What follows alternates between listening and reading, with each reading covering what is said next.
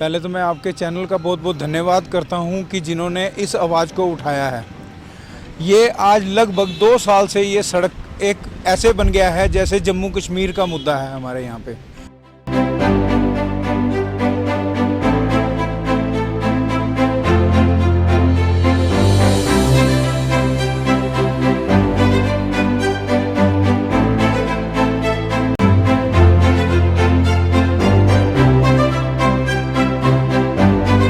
इस सड़क पे सारी जितनी भी हमारे ब्यूरोक्रेट्स हैं ये सारे रोज़ यहाँ से निकलते हैं। क्या इनको ब्यूरोक्रेट्स को नज़र नहीं आता?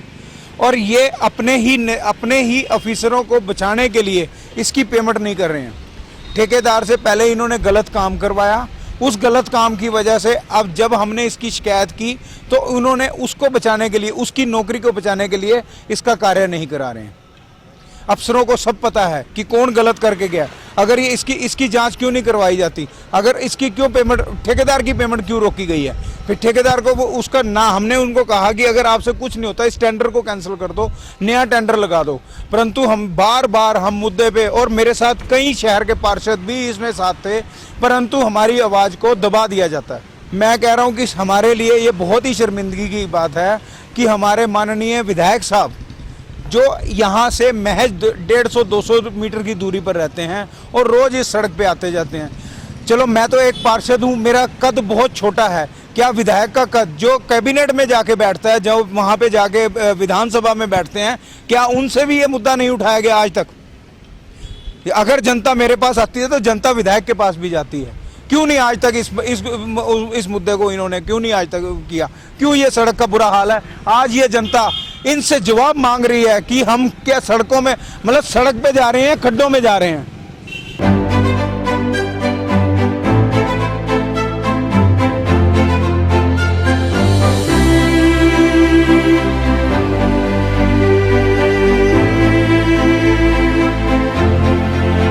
देखिए, मॉडल टाउन का इलाका तो है, लेकिन जिस हिसाब के सड़कों के हालात हैं यहाँ पर, अभी हम नेहरू पार्क के बाहर खड़े हैं और नेहरू पार्क से लेके जो प्यारा चौक तक की सड़क का जो हाल है वो आपके सामने ही है कि यहाँ पे सड़क नहीं है, गड्ढे ज़्यादा हैं।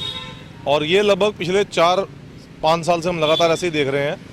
बार बार सड़क में गड्ढे भरने के नाम पे पैच वर्क होता है और उसके बाद एक बारिश आती है और वो उखड़ जाता है। कभी नालियाँ बनाने के नाम पे सड़कें तोड़ दी जाती हैं, कभी कुछ, तो लगातार ही प्रॉब्लम चल रही है।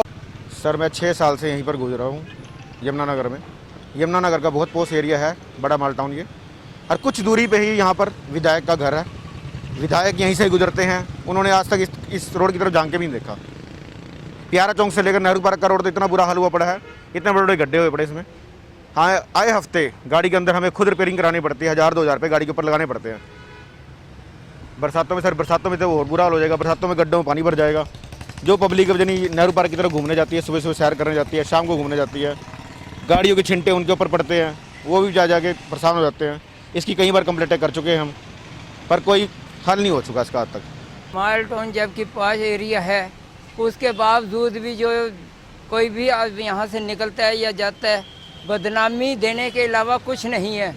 सड़कें सब टूटी हुई हैं, कुछ एक दो सड़क बना दी और दिखा दी, पर शहर में और भी सड़कें सभी टूटी पड़ी हैं, खड्डे हुए पड़े हैं। एक आध बार तो मेरे बराबर में गिरा, मैं गिरा, पीछे भी बच्चा बैठा था, उसको चोट भी लगी।